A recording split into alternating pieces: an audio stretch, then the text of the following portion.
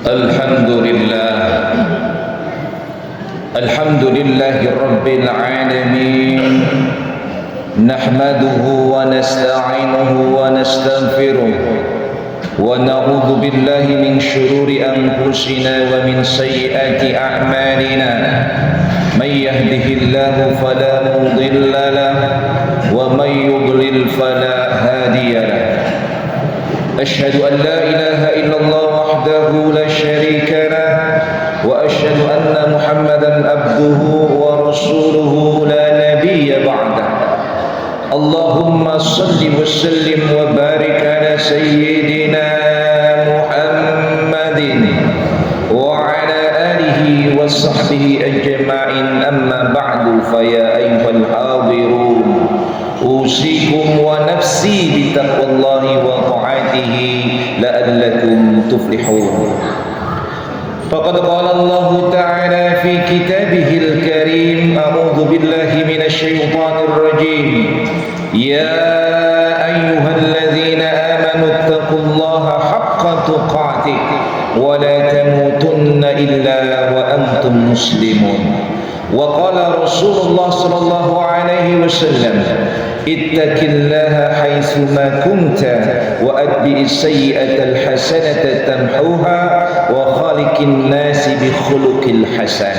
Sadaqallah wa sadaqa rasuluhun nabiyul habibul karim wa nahnu ala dzalika minasy syahidin wasyakirin walhamdulillahi rabbil alamin. Ma'asyiral jamaah yang dirahmati dan dimuliakan Allah Subhanahu wa ta'ala, tidak terasa kita sudah di penghujung tahun 2023. Tidak terasa 2024 siap menghadapi kita. Dan hal ini tentunya tidak semakin mudah untuk kita. Bagi kita umat Islam, semakin besar, semakin berat tantangan ke depannya. Oleh karenanya tentu kita tidak bisa leha-leha, tidak bisa hanya sekedar biasa-biasa saja. Perlu persiapan, perlu kekuatan untuk menghadapi masa dan zaman yang sangat-sangat luar biasa bagi kita umat Islam. Jangan sampai nanti di tahun 2024 kita jatuh kepada derajat kehinaan dan kenistaan. Tapi kita harus bangkit di tahun 2024 semakin lebih baik, semakin lebih baik. Kita harus mampu mewujudkan kehidupan yang hasanah di dalam kehidupan dunia ini, apalagi bagi akhirat kita. Oleh karenanya, untuk menghadapi hal itu tentunya kita harus tahu dan paham apa yang harus kita lakukan. Agama kita, terutama Al-Quran dan hadis, memberikan arahan kepada kita di dalam menghadapi tantangan ke depan ini. Hal ini diantaranya dijelaskan oleh Allah di dalam surat 59 ayat ke-18, di mana Allah Subhanahu wa ta'ala berfirman, a'udzu billahi minasyaitonir rajim.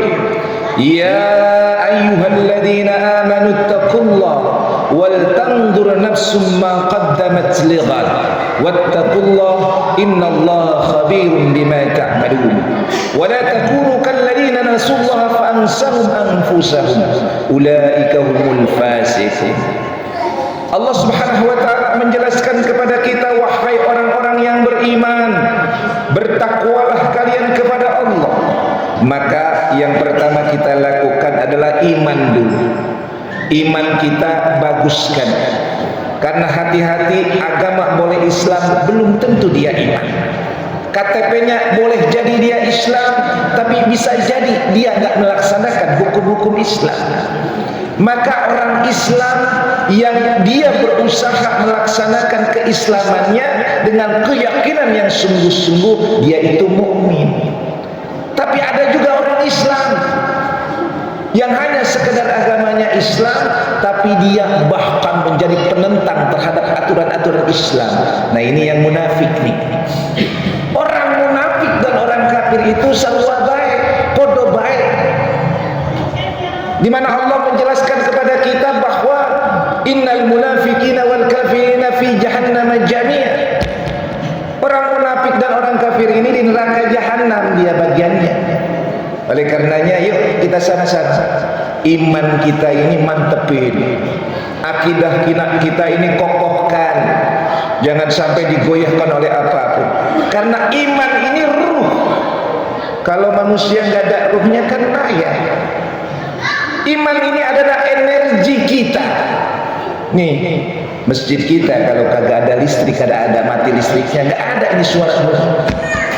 Oleh karenanya imannya yuk, imannya harus semakin kokoh, semakin tebal. Iman kepada Allah, iman kepada Rasulullah, iman kepada kitabullah, iman kepada hal-hal yang diperintahkan agama oleh Allah, diperintahkan oleh Allah kepada kita untuk diperkuat.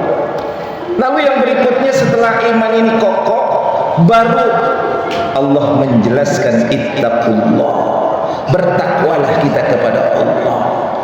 Maka implementasi iman ini diwujudkan dalam ketakwaan yang jenis variatifnya banyak tak terhingga. Tetapi secara umum takwa itu dikategorikan dua perkara. Ada yang dikategorikan sebagai hablum minallah, ada yang dikategorikan sebagai hablum minan nas. Takwa kita diwujudkan dengan hablum minallah. Apa? Ibadah ritual kita. Maka diwujudkan diantaranya dengan sholat Jumat kita. Sholat Jumat ini adalah perwujudan ketakwaan kita yang lahir dari keimanan.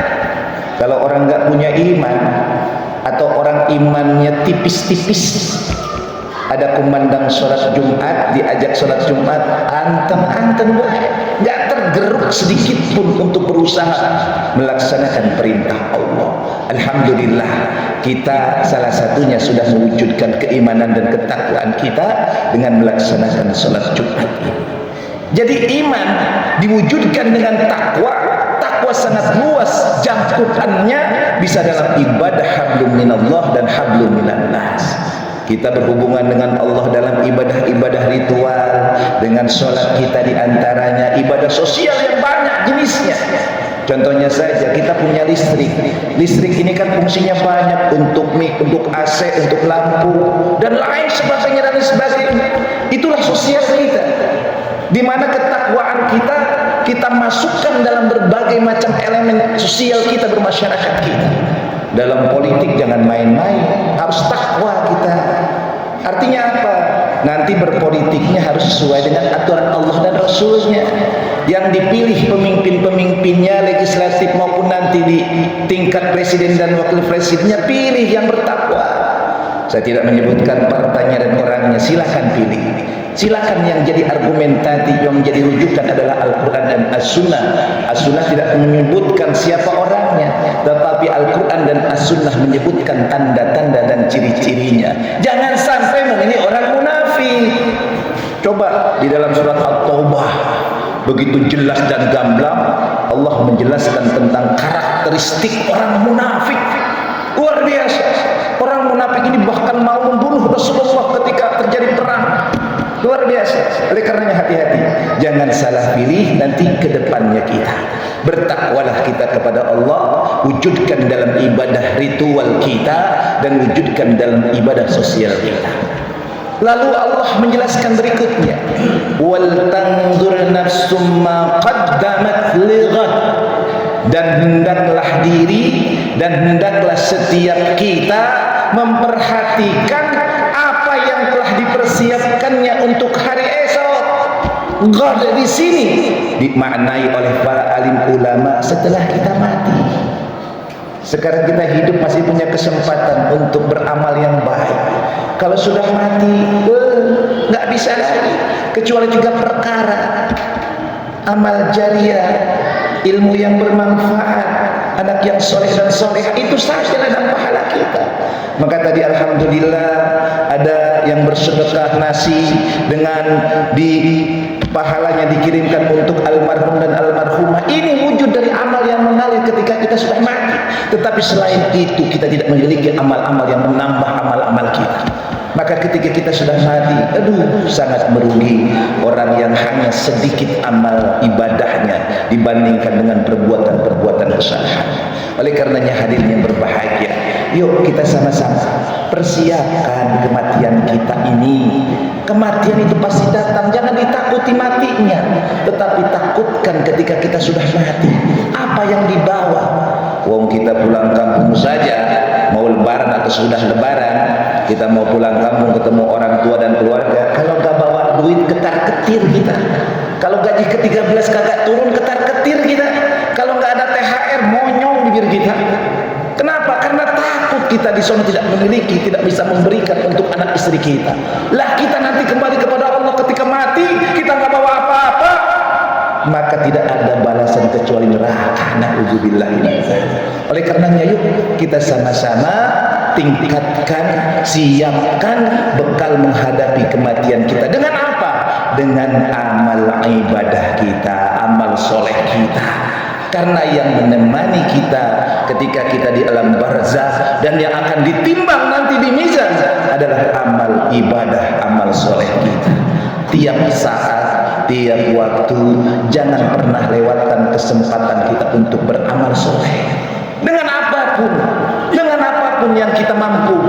Di dalam surat At-Taghabun dijelaskan fattaqullaha mastata'tum, artinya beramallah engkau dengan sebatas kemampuan kamu. Mastata'tum di situ jangan main-main.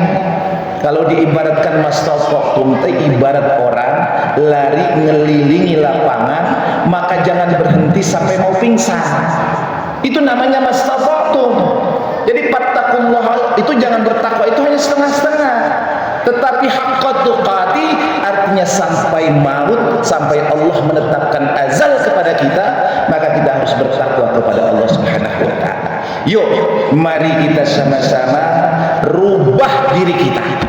Rubah dari mulai sekarang, lakukan perubahan kepada diri kita. Jadi lebih baik lagi.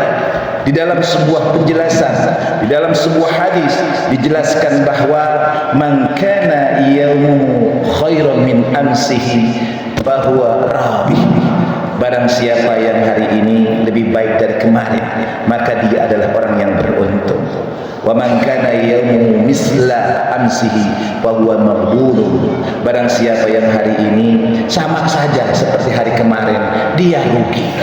Dan barang siapa yang hari ini lebih buruk dari hari kemarin, maka dia dilaknat. Na'udzubillahi min dzalik. Oleh karenanya, yuk kita lakukan perubahan dalam diri kita. Yang pertama, yuk kita sama-sama evaluasi, teliti, telaah amal-amal kita. Apakah amal-amal kita ini sudah sesuai dengan aturan-aturan Allah? Apakah amal-amal kita ini amal sesuai dengan tuntutan agama Islam? Kita koreksi dan evaluasi amal ibadah kita. Lalu kita eliminasi amal-amal ibadah yang tidak ada tuntunan, yang tidak ada manfaatnya untuk dunia akhirat kita. Dan kita tingkatkan kualitas dan kuantitas amal ibadah kita yang sudah kita lakukan, yang selama ini yang kita lakukan dalam kebaikan. Dan yang terakhir, mari kita sama-sama buat program yang baru dalam hidup kita, program di dunia wal akhirat yang manfaatnya untuk hidup kehidupan dunia dan kehidupan akhirat. Mudah-mudahan Allah Subhanahu wa taala senantiasa memberikan kekuatan kepada kita semua. Mudah-mudahan kita termasuk orang-orang yang mukmin wal muttaqin. Mudah-mudahan kita semua akan wafat dalam keadaan husnul khatimah. Dan kita doakan bagi bangsa kita, bagi negara kita, semoga Allah berikan pertolongan, semoga Allah berikan perlindungan, bangsa kita menjadi bangsa yang baldatun thayyibatun wa rabbun ghafur. Amin ya Allah ya rabbal alamin. Barakallahu li wa lakum bil Qur'anil azim wa nafa'ni wa iyyakum bima fihi minal ayati wa dzikril hakim wa taqabbalallahu minni wa minkum tilawatahu innahu huwal ghafurur rahim. Allahumma